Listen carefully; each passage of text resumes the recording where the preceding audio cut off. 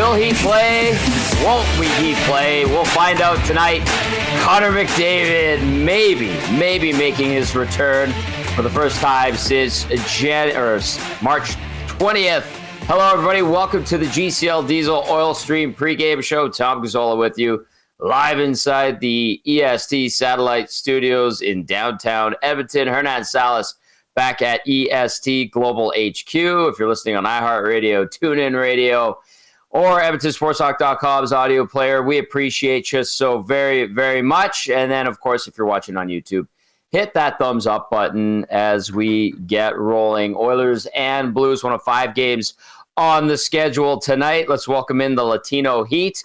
Hernan Salas, how you doing, buddy? Good. Sorry, it's having a cough attack there. Good. You froze there, freaked out for a second, but you came back. I don't know why it froze. I don't know what the heck is going on. Yeah, but man, Tommy, what an evening. We await news on 97, but yeah. There's a lot of nervous people out there for many reasons. A lot of excited people, I guess, but we're going to get to all of it. But yeah, some somewhat breaking news, I'd say. Well, Chris Johnson tweeted it out that he heard that Connor McDavid would play. And then I asked a few people within the organization and was told if it was up to him, he's going. Yeah. But he needs to get a few people on board with the idea, obviously medical staff, coaches, and all of that. So convince a couple people was what I was told, but he wants to play. And I think that would be a huge, huge, huge boost to the Edmonton Oilers. All right, you can text us 780-218-9999. Get to the nasty chat as well. Let us know your thoughts. Do you like it? Maybe you don't like it. We want to hear from you. We're going to get to the question of the night. We're going to hear from Matt Kassian, our game analyst. We're also going to touch base with Matthew DeFranks from the St. Louis Post-Dispatch. And, of course, GCL Diesel, providers of the best diesel engine components around, from turbochargers to injectors, fuel pumps to sensors. They are the critical engine component experts, proud to serve Edmonton and Northern Alberta for over 50 years. By the way, Hernan, our next live on location is April 16th. And I believe that is for the pre and post. Oh, no, that is the noon oil stream. And we're at Clairview BP. That's been rebuilt. Nice. Yes. And are you going to be you're going to be gone. You're not. I won't be here for that one. Did you shave? But the Coob will. You shaved, didn't you? I did.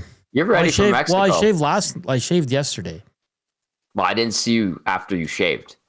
Oh, yeah, you weren't here today. Never mind. Yeah, exactly. I forgot you weren't in studio. No, I was at the rink all day. It's been crazy. It's been crazy. Yeah. Yeah. All right. Want to fire out the question of the night then? It is. Well, it's regarding Connor McDavid now. I had one before that, but now that Connor's... Okay, so let's do this. But at 7:30, we'll know if Connor's playing. I'll switch up my question after Matthew DeFranks if Connor's not playing. But Connor's playing. How nervous, confident... No, I got to pick one here. Yeah, just because Connor's returning. Obviously, he wants to play. We were told today in the morning, Tom, you were there, that this is still day-to-day and before the playoffs. This is before the playoffs. Okay. Yeah. I want to know on a concern level, 1 to 5, 5 being the highest, how concerned are you that McDavid's coming back tonight? Because, listen, let's just play this game. It's for fun. But we don't want what happened with Trent Frederick to happen to Mr. Connor McDavid. And I know they're shorthanded, and I know he probably wants to help out the boys, but if he's not ready, I'm for just sit out and let these guys roll with 11 again, Tom. Yeah. But I'm going to say mine's like halfway. I'm going to be at 2.5 because I don't know if this is kind of worth it right now. Why 1 to 5, by the way? Just to switch it up. I find that usually we go 1 out of 10, don't we? We can do halves. We can do 3.5. We can do halves. Okay. Okay. Yeah. All right. A lot of people are at a 5 right now. 5 with their concern level? Yeah. I mean, you wanted him to play games before the end of the season, didn't you? There's only 5 left. Tom, I think the concern level is because Knobloch, and I know you can't trust what Knobloch says right now. Like he keeps saying day to day and week to week, and we don't have a timeline. Yeah. But like this in the morning wasn't even possible. No. I mean, McDavid looked all right on the ice. You could say the same for Draisaitl. Ekholm was skating this morning. Evander Kane was out there. McDavid did come off relatively early. I did think about that. I was like, what the heck's he doing here? Because he was just kind of standing around. Yeah.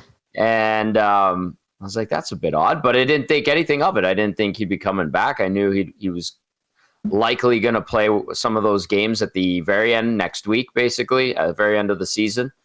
And then lo and behold, CJ with the bomb, and sounds like there's a couple of hurdles to clear before he gets the official 100% green light, but I'm guessing he's going to play tonight. So my level of concern with him, he's got to be better than he was a few weeks ago. March 20th was his last game. So 1.5, since we're on a level scale of 1 to 5. Just to go on the opposite outside, Tom, I said 2.5. I'm kind of in between. Yeah. It's just like, I understand it. Okay, you want to play. He wants to play. But Tom, why not wait till Sunday?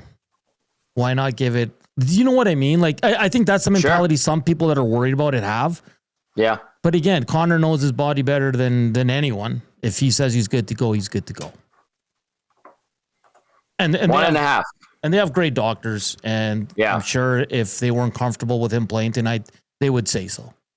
The only other information or snippet I was given was that it's like a matter of how much pain is he? What's his pain at? Okay. Can he manage it? It doesn't sound like it's something that's going to be like 100% healed. It's just like a tolerate type of thing. Hey, a little bit nicked up, but hopefully there's minimal to no pain. But apparently it's, how much pain is there with his injury? So I don't know. I'm going with 1.5. I mean, okay. This is it, man. You got 1 week of season left. If you think you're going to be ready, I mean, I personally would trust Connor McDavid, considering how many years he's played in this league, the injuries he's suffered, like you said, him knowing his body best. I'd say, okay, if you think that you're ready, go for it. Now, again, the doctors will have to give him the blessing as well, but that's why I put my level of concern from a scale of 1 to 5 at a 1.5. Tommy doesn't like the 5 scale, so I'll change it next time. I just find it. No, we can't change it now. We have to play this game. No, I know, but you didn't. I just wanted to change it up, right? We can do halves. Oh, I see. 2.5. Yeah, okay, halves. Sure. It'll be fun. Sure. Let's get to this text from Coach Mike before we bring in Cass. Coach Mike says, "Hey, Tommy, is there any update on Ekholm? Is it true he lost a lot of weight?" Well, I'll tell you this, Coach Mike, just having seen him, I hadn't seen him in a couple weeks, but a couple weeks ago, he did look skinnier than he has in years past. Maybe he was able to rest up, get some weight back up there and on his frame. But I think he was lumped in with the McDavid, Draisaitl, more so day-to-day than week-to-week type of thing in terms of timeline. So I'm assuming we're going to see him in a couple of games by the end of the season. That's my best guess. But there was a period of time where he looked like he was a bit thinner than usual. I don't know where he's at now. I didn't stare at him because I was wondering what the hell was going on today. Today was busy at the rink in a good way. There was a million things. Stoff tried to give me a knee to the sensitive male area for some reason. And then I had a good chat with Jake Wallman, which is available in the Nasty Club exclusively. So, lots going on. And I haven't had a chance to see if Matthias Ekholm looked more healthy and robust, if you will. All right, keep those texts coming in, 780-218-9999. Edmonton, 44-28-5. St. Louis, 43-29-7. The question of the night from the Latino Heat is, on a scale of 1 to 5, how concerned are you about McDavid's health if he does return indeed tonight? All right, let's get to Game Changers with our game analyst, Matt Kassian.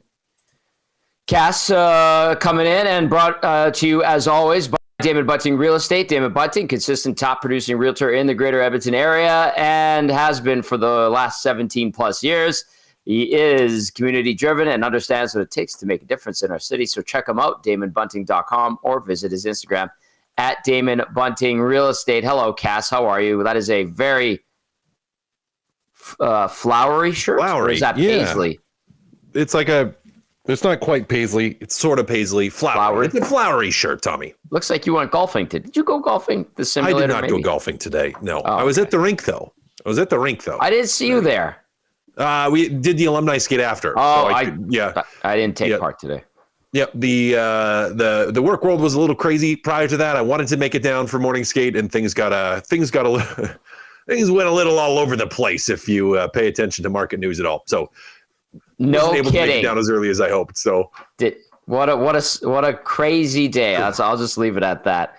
Okay, let's start with the question of the night, Cass. On a scale of 1 to 5, don't ask me why 1 to 5. Ask Hernan. He wants to change it up today.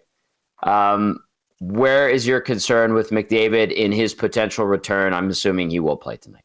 Yeah, a 4. Yep, and I had heard some rumblings as I had fired you a text that it was quite possible that he was actually going to return to the lineup today. So I think he plays tonight. I do think he plays tonight. 4. I'm a solid 4. Yeah, I just don't want him to rush back too early. And I know just with the type of guy he is, wants to play, wants to win, wants to be on the ice, wants to be out there. Like, it's going to be hard to keep him out of the lineup if he feels that he's ready. But I hope that he's had enough time. Like, I'm fine with him taking an extra couple days. If a couple extra days helps get you over the hump, I just don't want to see him banged up again. So I'm at a 4. I'm pretty concerned. I would rather have them play without him if there is any chance of him re-injuring. How much of it has to do with what currently happened or currently is the status of Trent Frederic and what happened to him over the weekend? I think it's probably a lot, but like recency bias because of that, where we're like, don't bring him back too early.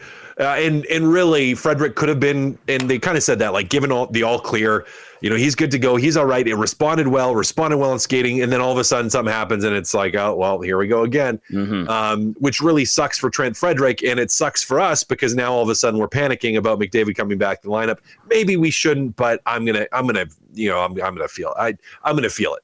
There's just too many guys hurt right now. And I'm like, well, of course he's going to come back. And of course he's probably going to get hurt first shift, which maybe isn't the case, but it just feels like that's going to happen. And that's why I'm at a 4. Hey, Sean texted right on cue, says McDavid can play. He wants to play, but should he though? I don't want to see him Trent Frederic it. That's why I had that thought. Corey B says, I think the word is floral for your golf shirt today. Yeah, floral. JCD 780 in. I love this one. The nasty chat. This is a Booby Miles situation. Reference to Friday Night Lights. If y'all remember that, where Booby comes back too early and tries to cut and just is done at that point. A little scary, but it made me chuckle. So JCD, thank you for that one. Okay, before we dive into game changers here, Cass, when a guy returns from an injury, it's been a few weeks for him, obviously, McDavid.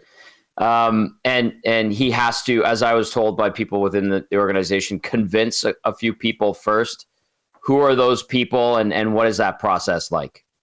Like for McDavid having to convince? Yes. I mean, you got to start with the doctor, right? Because the doctor in some ways is going to have super veto power, where if the doctor doesn't think you're ready and they go to the team, they hold a bit of sway that way. So you start with the doctor, the one that's doing that assessment. Training staff is the next big one. Right. Training staff is the next big one where you have to convince them. I don't think you have to convince the coaching staff as much if you get the training staff on board, because they're going to listen. If the guy's like, hey, he's not ready. I don't think he's ready. Coaching staff a little less likely to bend to your will. That being said, it's Connor McDavid. He's going to do what he wants. At the end of the day, if Connor McDavid says, no matter what I'm playing, you're not going to have much you can really do. Like, what are you supposed to do? Especially if it's like a borderline call. But yeah, generally as a player, you got to convince the doctor first, got to get that big clearance, because that's one that they can swat you with if they're saying you can't come back. Trainer second, and then coaching staff and GM third. I just want to tell you one more thing before we dive in. I had a great conversation with Simon Bennett yesterday, and we went into the depths of athletic pubalgia, and I had to share my story of you and your experiences with athletic pubalgia. And I'll tell you what, Benny lit up when I said athletic pubalgia, and he's like, yes, how do you know? I'm like, well, let me tell you, Simon. And that's good. I'm actually, you know what? I got to. That's a good reminder to me to reach out to Simon Bennett. We need to go for a coffee. I haven't seen Benny in a while. I bump into him around the rink every once in a while. And It's always good to see him. He is a good man, that Simon Bennett. All right. And he's also trained a ton of NHLers and continues to. Okay, let's get into point number 1 of Game Changers here. Cass, even with the potential of McDavid returning, next man up. Even with McDavid potentially returning or actually returning, still very much a next man up situation. You know, Frederick out, Draisaitl out, Ekholm out, Skinner out, McDavid maybe out, Ryan Nugent-Hopkins out. Like it goes on. And I know Ryan Nugent-Hopkins most likely because of an illness where he's got the sniffles, so he can't go. And no, we don't want him around the team. We don't want everything. Like if someone gets sick, get them the heck away from the rink. Get them away from everybody. Seal them off. Let them live in a bubble. Do not let them anywhere close to your team near a playoff. So yeah, get him out of here. We don't want him in the lineup if he's got the sniffles, where maybe it's something he normally would play through if this was a playoff game, but no, get him out. That being said, you have Philip here on emergency call-up for a reason, and that's because you are banged up. I mean, you had to play a game without enough players, right? Like it's not that often that happens in the NHL, or it shouldn't happen that often in the NHL. And for the Edmonton Oilers, I mean, it is really a next man up situation. Like, again, yes, maybe we get McDavid coming back into the lineup tonight, but there still needs to be guys that find ways to contribute. And if we go to last game, there was players that played well, had all kinds of opportunity, but couldn't finish, couldn't put the puck in the net. But those guys have to find a way to do that. It really is that next man up, whoever it is that ends up getting those minutes, with Ryan Nugent-Hopkins out now, and Draisaitl out now, and everybody out now. You have to find a way to put the puck in the net, and it's not going to be easy against the St. Louis Blues team that is really, the last month, by far and away the hottest team in the NHL. Hey, for a guy like Noah Philp, Cass, he's played 12 games this year, a couple of assists. How is he looking and approaching this scenario? Like, what's it like for him? How does he go in there and assert himself, if you will? Yeah, I think for him, you're looking at this, especially since you were the guy. Like, you were the guy that they brought up, and probably because they wanted a center. Not knowing with McDavid going in the lineup, a guy that's used to playing center has played a little bit of center in the NHL already. And that's not to knock on Matt Savoy. I would have, in a lot of ways, rather have Matt Savoy up. But Philp gives you a little bit more, I think, from a centerman standpoint, and a little bit older, a little bit more experienced. And I think that's what you're looking for. And for him, I mean, he's probably looking at this going, I want to be the next guy up in the playoffs. Right. Like if guys get injured, I want to be the guy that gets the call, that's on the ice with the team. I don't want to be a black ace. I want to be practicing with the team, ready to go. If someone goes down, I want to be that, as we just talked about, next guy up. I want to be that next guy up getting into the lineup. So for him, it's a pretty big audition. Like, yes, you're still, and one of my old friends pointed out to me today, old guy I played with, Mike Schreiber, wonderful, wonderful person. And he was like, asking me, he's like, realistically, he's like, Cass, they got to win a couple of these games. He's like, Calgary potentially, like, you still haven't secured that playoff spot. Like, you could lose these next bunch of games, especially with your lineup, and all of a sudden not be in the playoff. Like, there's still that chance, and it's a small chance, yes, but there's still that chance until you secure and guarantee yourself that playoff spot. And for Philip, I mean, you want to be a part of that, and you want to make sure you help the team get there, again, just so you're that first guy that gets the call when or if somebody gets hurt in playoffs. All right, that was point number 1 of Game Changers. It was next man up. Point number 2 tonight, Cass, a stifling approach. Yeah, these St. Louis Blues, they like playing north-south hockey.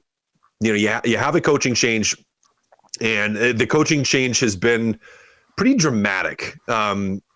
They've turned around in dramatic fashion from being a team we thought was going to be completely outside to being, again, the hottest team or one of the hottest teams in the league heading into this playoff stretch.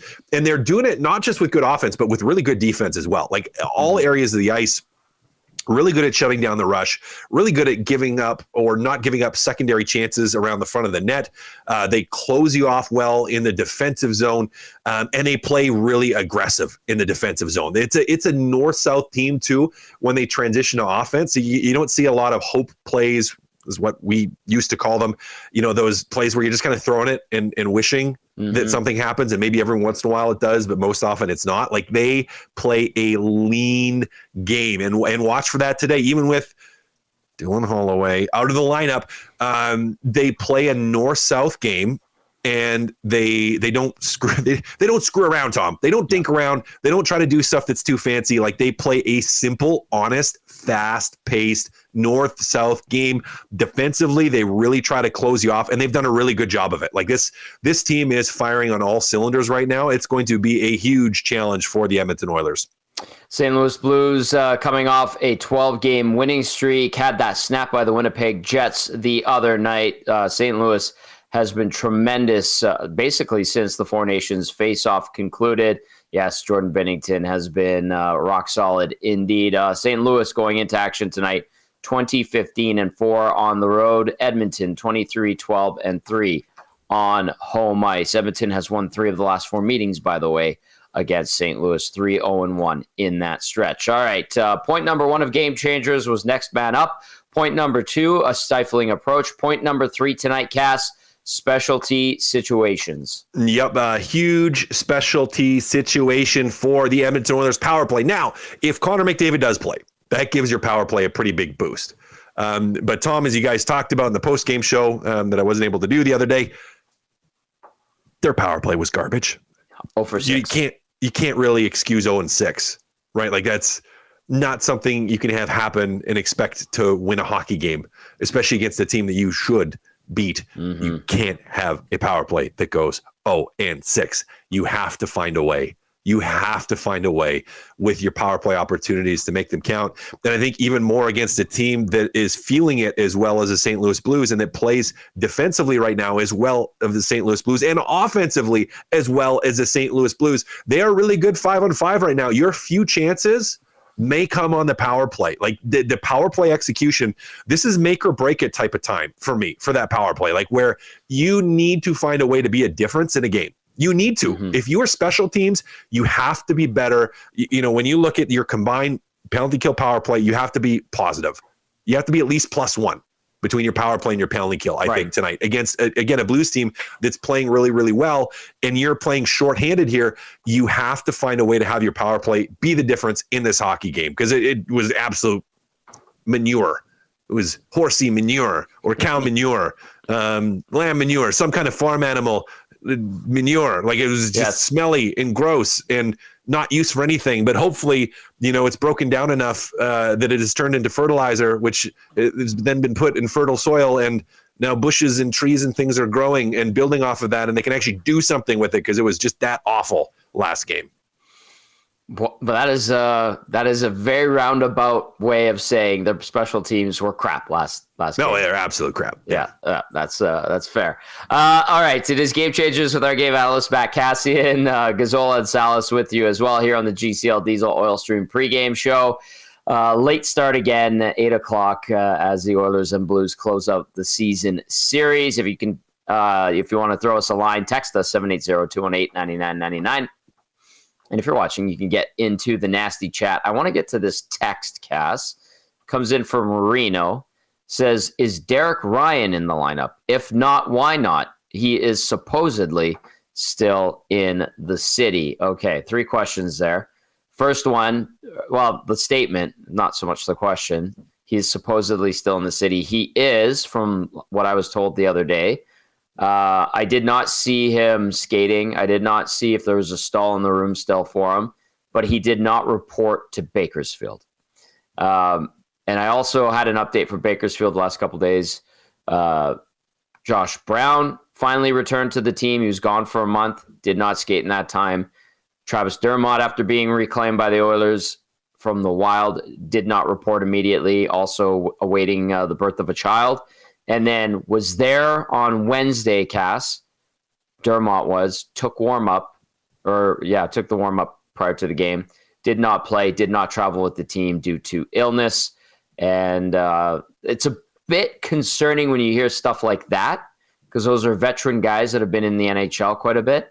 And then the other thing was Derek Ryan did not go down to Bakersfield, and apparently there was a agreement that they came to, Ryan and the team. This does happen, but not often. And not often. Like, what's your take on it? A lot of you've guys been around the game. Life situations are different for everybody. Mm-hmm. I understand that playing in the NHL and being there for a long time, that you don't want to go to the AHL, and that you're not happy that you're going to go down there, and that you may have family, and that's difficult. What's hard for me is that's your job. And what's hard for me is that's what your contract says. And what's hard for me is there are young guys that are trying to make their way, that are going to watch and going to see what you're doing. And I understand, again, there's family circumstances, and sometimes, and we may not know everything, family circumstances in life and different things that are totally legitimate and that absolutely come first, and ultimately family, and that all comes first. But just again, I don't know everything. I haven't been privy to any conversations, but the optics of it don't look good. And I would say if I was a young guy, I'd be a little frustrated with that situation. With Ryan, whenever I talked to any, or it was brought up or discussed, the people within the organization are like, not ideal, but we kind of get it, but it's Dermott where you get the, oh my God, dude, come on. That, and then Brown, they don't even touch. They just like shrug their shoulders and they go, it wasn't there. Finally came back, didn't skate. How much can we use them? So interesting how it's kind of unfolded this year, but that's the update. He's not on the roster. He cannot play. I think there are salary cap implications as well. Philp is an emergency call-up. Oilers had to play a man short, so that's the scenario that they're dealt with. All right, how much of a difference does McDavid make if he plays tonight? Is this an even-up matchup, or is it still all Blues, Cass? I think McDavid gives you a boost. Mm-hmm. I think if he plays, he definitely gives you a boost. Who is still all the other guys out, with Draisaitl out and Nuge out and Ekholm out and Skinner out. I don't want to say it's going to be all Blues. As I said, like, I think you're going to have to basically hold on 5-on-5, and you're going to need your power play to be rocking. Right. And if McDavid can help with that, then you got a shot. Yep. Cass, the Oilers will clinch a playoff berth if they defeat the Blues in any fashion and the Flames lose to the Ducks in regulation. So there is a clinching scenario for tonight, and they do get McDavid back quite likely. We're about a couple minutes away from confirmation, and away we go. Great stuff as always, Cass, on Game Changers, and I'll catch up with you on the post-game show. Sounds good, bud. There is Matt Kassian, our game analyst, with this floral shirt, looking good, sounding good as always, bringing it on Game Changers as we roll along. You can text us 780-218-9999 if you're listening on iHeartRadio, TuneIn Radio, of course, EdmontonSportsTalk.com's audio player. And if you're watching on YouTube, you can get into the nasty chat. Mark from Arizona says, boy, Cass, LOL, that was one entertaining way to say the power play is a turd. Maple Jed says the 2025 playoff run has turned into the longest preseason ever. How alarming is it that on a depleted power play, Bouchard still doesn't look like the best player? Yeah, that is a valid concern indeed. And I'll throw out the question of the night. Text us or get into the nasty chat. Share your thoughts on a scale of 1 to 5. Hernan's numbers and Hernan's scale today. He's going 1 to 5. How concerned are you about Connor McDavid making his return now rather than taking a few more days to rest up and maybe getting a game or two in at the very end of the regular season? Let us know your thoughts. Text us 780-218-9999. Get to the nasty chat if you're watching on YouTube. And a big thank you to those that are listening live on iHeartRadio, TuneIn Radio, and EdmontonSportsTalk.com's audio player. All right, our next guest is ready to go. He is Matthew DeFranks from the St. Louis Post-Dispatch, joining us once again. Matthew, like this Blues team, compared to the one the last time we discussed it on the pregame show, what a hell of a run. I mean, a 12-game winning streak, took the Jets to snap it. How would you describe the last, month and a bit and the way the Blues have turned this thing around? Yeah, it's crazy. I was thinking back to when we last spoke, and that Edmonton game, that was pre-break. We're talking Four Nations and how different things look like with perceptions of Jordan Binnington after that tournament, perceptions of the Blues now after this run that they've gone on. It's been, in a way, you can think about the underlying numbers that changed under Jim Montgomery since late November and the results that they weren't getting at that time. They were playing well at 5-on-5. The penalty kill was historically bad. Their goaltending was a little bit inconsistent. And now, during that 12-game win streak, those first 7 games, they were outscoring teams. I want to say it was either 34 or 37 to 10. They weren't just beating them by 1 goal. They weren't just squeaking by. That came later in the last 5 games of that win streak. So It was kind of they were dominating games, and both on the ice and on the scoreboard. And then the last few games, it was kind of a tip back to closer to reality, I guess. And you saw the results kind of come back with 1-goal wins, and then suddenly that loss in Winnipeg. So you kind of feel it coming. But overall, I mean, the turnaround has been remarkable. I think if you did the math at the break, you say, all right, well, to get to 93, 95 points or something, they would have had to go on something like 19-6-1. And so far since the break, I believe 18-3-2. So pretty close to that. Yeah, that's pretty damn impressive. That's for sure. And you're right. We didn't talk for a while, and yeah, things have changed in a very good way for the St. Louis Blues. And I like how you point out the last few games where it got closer. They still got the results for the most part. The Blues did. It does harken back to last year's Oilers 16-game run where you could kind of tell it was getting a little bit wobbly, and then it ended. But that doesn't mean the Blues can wrap up the season without a couple more wins. They certainly want to do that, and they get a very depleted Oilers lineup tonight. All right, Matt, that Winnipeg game for St. Louis, what happened in that one? What led to their downfall? We do know that Winnipeg is a tremendous squad too. Yeah, obviously Winnipeg's a very good team, and they had a lot to do with it. But, I think the offensive struggles and the puck possession struggles that they had in the previous few games leading up to that kind of showed through even more. I think including that Winnipeg game, it's been 4 out of the last 5. They've had fewer than 40 shot attempts at 5-on-5. And when you have that, you're just not possessing the puck enough. You're not getting enough shots on goal. I think they only finished with 15 in Winnipeg. And as we know, the way with Connor Hellebuck, the way he's playing right now, and throughout the entire season, you're going to need a higher volume than 15 to get enough goals to beat a team like Winnipeg. So I think it's been kind of some struggles offensively that have led to that lack of puck possession, lack of maybe the forecheck that they've kind of improved a lot since the break. That's kind of set up their whole game, is getting on the forecheck, disrupting exits, which therefore disrupts clean entries, doesn't allow them to get a forecheck going, and you're out of the zone easier and you're possessing pucks more. So it's been kind of a step back from that kind of direction. And, I think the other part is, I'm sure we'll talk at some point about Dylan Holloway, but his absence and the fact that, he's been a very important player for this Blues team, and the fact that they haven't had him for the last couple of games, and it's kind of showed with the kind of the way they played. Yeah, Matthew DeFranks joining us from the St. Louis Post-Dispatch. You would be surprised at how few people have brought up Dylan Holloway and Philip Broberg's name around these parts, and I'm being completely facetious. We hear about it every day, understandably so, and I agree with all the Oilers fans that are saying, boy, they should have kept Holloway. And you know what? Would have been really nice to have Philip Broberg as well. But I was going to ask you about the catalyst of this turnaround or this surge, if you will. I know Holloway would probably be at the tip of that arrow. So too Robert Thomas, Jordan Kyrou. We love Jake Neighbors around here. Let's just go. Let's rip the Band-Aid off. Dylan Holloway, what kind of NHL player is he now compared to at the start of the year even?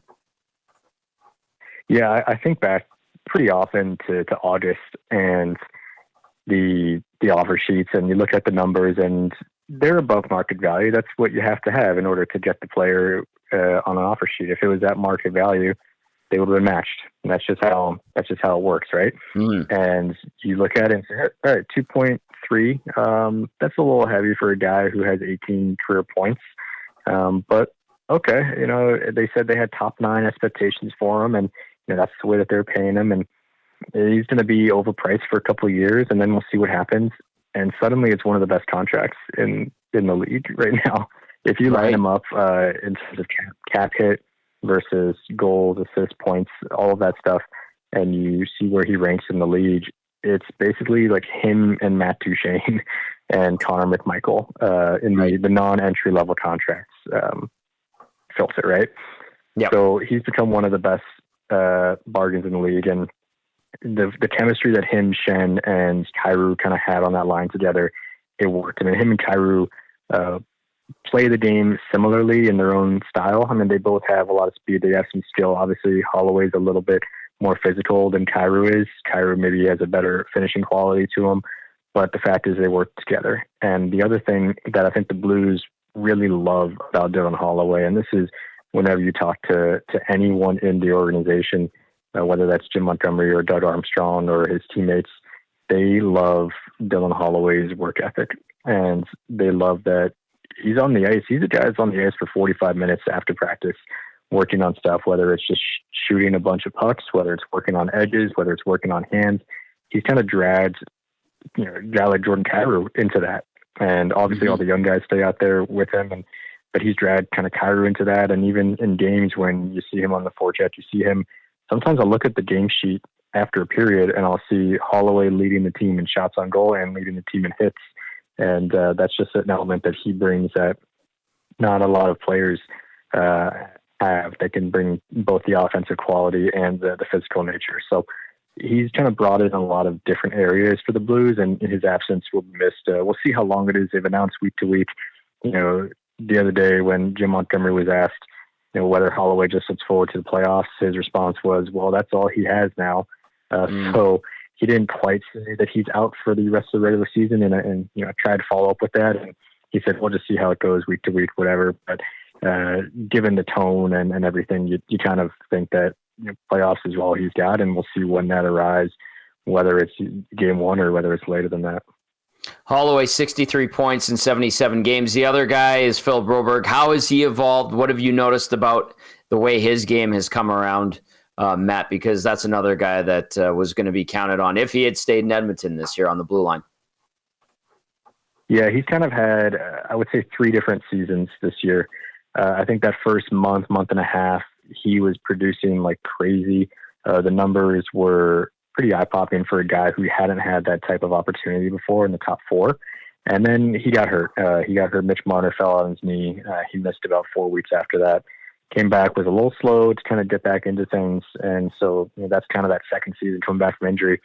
And then when you look at it around the break and onward, he became an offensive kind of force again. And he's closing in on 30 points. And I believe I was doing some of the research before, and if you correct me if I'm wrong, he's 23.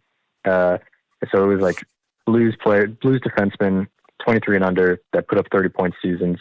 And the list was basically Vince Dunn, Colton Parayko, Pietrangelo, Eric Johnson, and if Broberg gets there, it would be him too. So pretty good list for him to join potentially. And the other part is right now he's in a top pair role. It may not look like that on some of the lineup sheets you see, where you see Fowler and Leddy listed as a top pair, but Philip Broberg and Justin Falk have been that pair. Whenever they played Colorado, when it was on the road and Suter and Tucker were out there, and Colorado put the McKinnon line out. Immediately, as soon as the Blues could change, they put Broberg and Falk out there.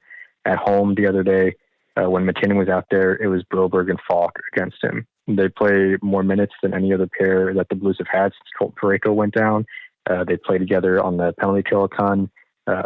Broberg and Falk play a lot in overtime. He's playing basically top pair minutes that really isn't talked about that much because the Blues, a lot of times, they list Fowler and Leddy as their own top pair. But in usage and in D-zone starts and matchups, in minutes, everything has been Broberg and Falk as their top pair.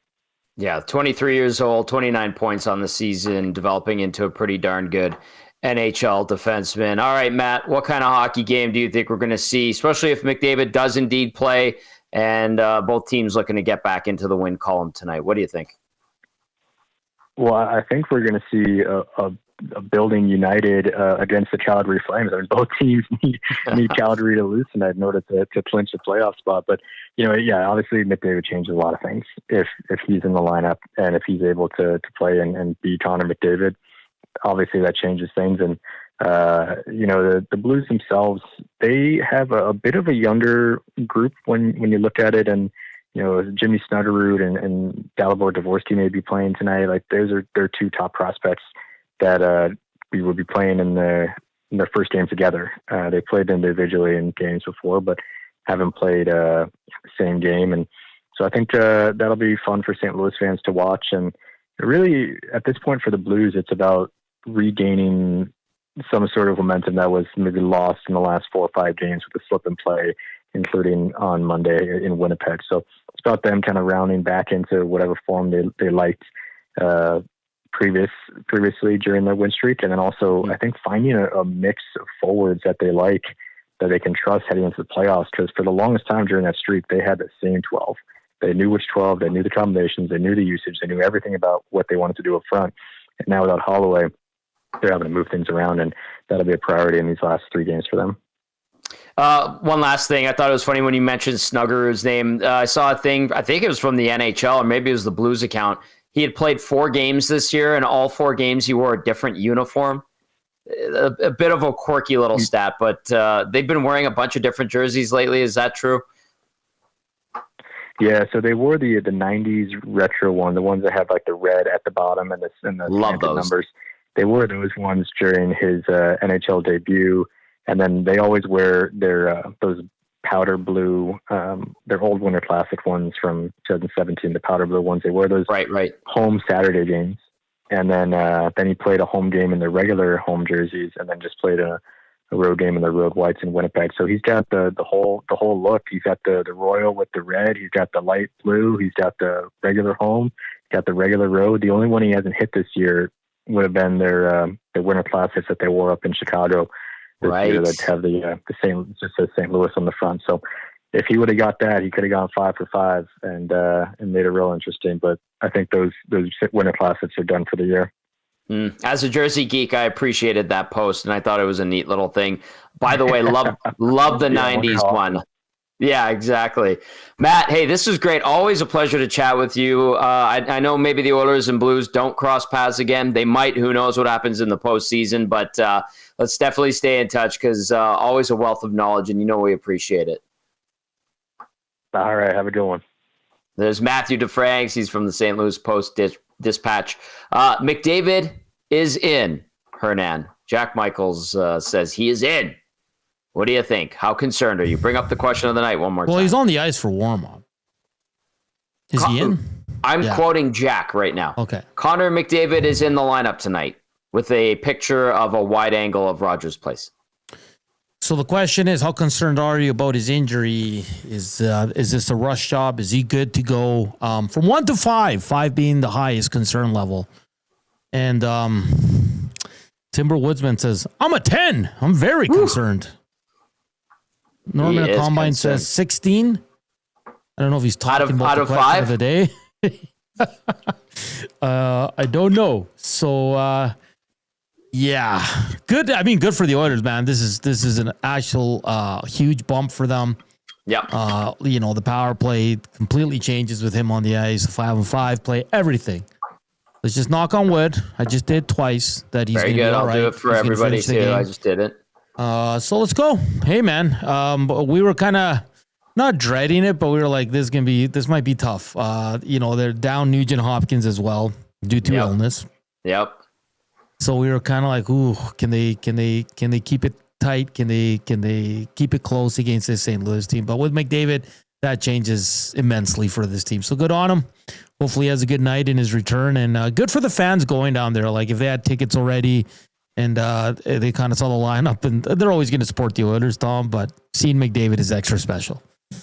That is good news. Jack also just posted no sign of Jake Wallman yet in warm-up. Warm up a little bit later because the puck drop I think it's 8:22 if I'm not mistaken formally. Jack also adds RNH doubtful tonight, most likely won't play. Philp will be in the lineup, leaving Edmonton with 11 forwards, 60 for a second straight game. Puck drop 8:22. That's what he wrote earlier. So maybe that was earlier.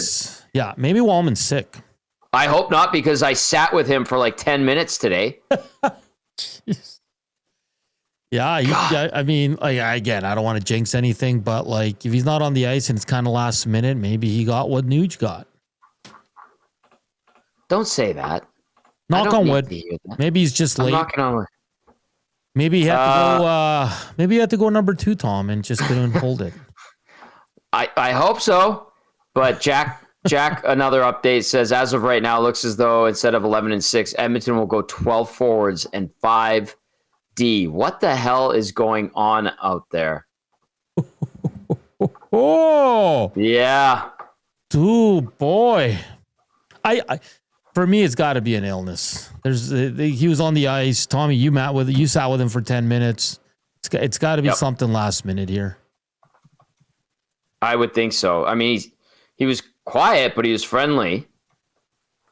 I had just met him. He was asking some questions because Stauffer introduced me to him, and he told this story that's not fit for the air from back in the day when I traveled. And like, then when Bob realized I had to do a one-on-one, Bob went and talked to somebody else. And Wallman's like, okay, so tell me about this story. So like, he seemed fine. But if he has a cold or he's sick, I'm not happy. I'm a little bit concerned. Nash and Whitecourt. He's a 3, Tommy. Troll says, hope this doesn't end like Frederick. Ernie says, he is a robot. Yes. So, again, I feel like there's no middle ground here. You're either freaking out or you're totally calm like Tom Gazzola right now. I like that. We're getting updates from Reed Wilkins from the rink. Jeff Skinner with McDavid and Brown is a line. I'll tell him to keep those coming. As we get into starting lineups, brought to you by South Fort Chev. Buy now and save. 0% financing, OAC up to 72 months, or save up to $8,000 on 2025 Silverado 1500s. It's that time of year again for seasonal tire change service. I mentioned that EST sent you and receive an on-rim tire change for $59.95 plus tax. They're also giving a big discount on inspections when you get your tires changed. So see dealer for details at www.southfortchev.com. Drive a little, save a lot at South Fort Chev. All right, Reed is sending these in. The lineup tonight, McDavid between Jeff Skinner and Connor Brown. Adam Henrique with Arvidsson and Hyman.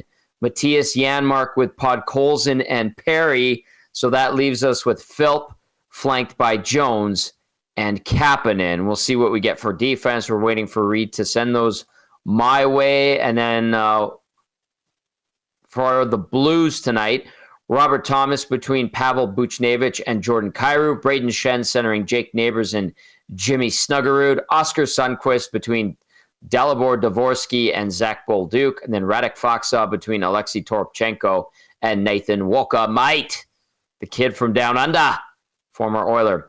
On defense, Philip Broberg with Justin Falk. Cam Fowler with Nick Leddy. Ryan Suter with Tyler Tucker. No Matthew Joseph. Your starting goalies for tonight. 32-year-old Calvin Pickard, 29-1, 2.64 goals against average, 902 save percentage in 33 games this season. He has a 1-2-1 record, lifetime with a 219 GA and 928 save percentage in 6 games against the Blues over the course of his career. Before we dive into anything else, what do you think of the lineup really quickly, Hernan? Yeah, I mean, better than what we were anticipating earlier today. I like Skinner's up with McDavid. I think that's great. You're going to see rotate. No, they got the 12 now. But yeah, intrigued by the 5. I mean, they're going to rotate as well, Tom. There's only 5 of them, right? They're going to get a lot of ice time for Darnell and Evan Bouchard. And then, the other 3 are just, Kulak's always steady. And then Emerson and Stetcher are going to get a heavier workload. We'll see how they handle it. Yeah. And this is a good team. They're rolling. I mean, they finally lost, but they're still feeling pretty damn good. I know someone on our show was saying they're not that good. And look at their top 6. They're pretty damn dangerous. So, and it sounds like Parayko's close too. So, hey, listen, good for the Oilers. Good for Connor McDavid. We'll see what this brings. And hopefully it's a W and a Calgary loss because that means they can clinch. Yep. Just a quick update. The Wild, who Calgary are trying to catch, are tied with San Jose, Tom, 4-4 in just about to go into the second intermission in that one. Special night for Marc-Andre Fleury. Had his kids by his side for the anthems, which was really nice. I'm assuming that's his last scheduled start of the season. By the way, starter for St. Louis is Jordan Binnington, the 31-year-old, 27, 21, and 4, 269 goals against average, 902 save percentage, 3 shutouts in 53 games this year. Binnington versus Edmonton, 6-3-2, 290 goals against average, 903 save percentage, 1 shutout in 12 games versus the Oil. And that takes us to the Advantage Sports Medicine and Physiotherapy injury report. If your back hurts more than your pride after a triple bogey, it's time for an assessment at Advantage Sports Medicine. Book your assessment today at www.advantagesportsmed.ca or call 780-460-9977. Really leaning into that Masters week, and I love it. I'm here for it, Hernan. Okay, here is your injury report. For the Edmonton Oilers, Ryan Nugent-Hopkins, not playing, illness. Leon Draisaitl, day-to-day, lower body. Matthias Ekholm, day-to-day, maintenance. Stuart Skinner, day-to-day, upper body. Connor McDavid is in. John Klingberg, day-to-day, undisclosed. Trent Frederick, day-to-day, ankle. Alec Regula, IR knee. Evander Kane, LTIR, abdominal surgery. And it does not look like Wallman is a go for tonight.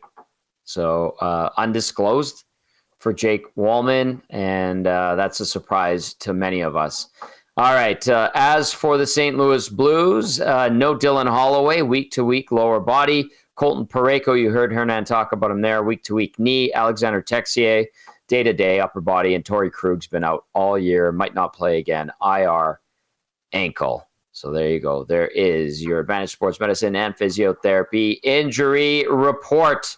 So McDavid in, Wallman out, Nugent-Hopkins out. Wallman a surprise, Nugent-Hopkins was doubtful, McDavid is a surprise. Shorthanded once again. Yes. They're going to go 12-5. Calvin Pickard is your starter in goal. All right, Hernan, final thoughts from you? Yeah, I mean, it broke about an hour before we got on air that McDavid was a possibility. Good on Cass for sniffing that one out. He texted us earlier in the day and said, hey, hearing rumblings. And then CJ sent it out. So, hey, good news for the Oilers. Let's see what they can do with their fearless leader, best player on the planet back in the lineup. So Let's go. Should be a fun one. Can't wait. All right, we're going to end it with this text from Ryan out of Sask. Says, Oilers cannot give any goals away for free with egregious defensive errors tonight, which they have done quite a bit. Keep their head above water 5-on-5. Win the special teams battle. The PK has been a bright spot lately, in my opinion. Ryan, it has elevated itself to 17th in the NHL as of action today. Enjoy the game, fellas, says Ryan. Hopefully I can stay up for the postgame despite the 8:22 puck drop. Big thank you to everybody who texted in, got into the nasty chat, answered the question of the night. Oilers and Blues, McDavid is back. No Nugent-Hopkins. No Jake Wallman. Pickard in goal for the Oil. Binnington for the Blues. Both teams looking to bounce back after losses on Monday. A huge thank you to Matthew DeFranks from the St. Louis Post-Dispatch for joining us. And big thank you to everybody who listened on iHeart, TuneIn, EdmontonSportsTalk.com's audio player, and to those who watched. We appreciate you. Hit that thumbs up button on the way out. For the Latino Heat and Matt Kassian, I'm Tom Gazzola saying enjoy the game. We'll see you on the postgame show. Bye-bye.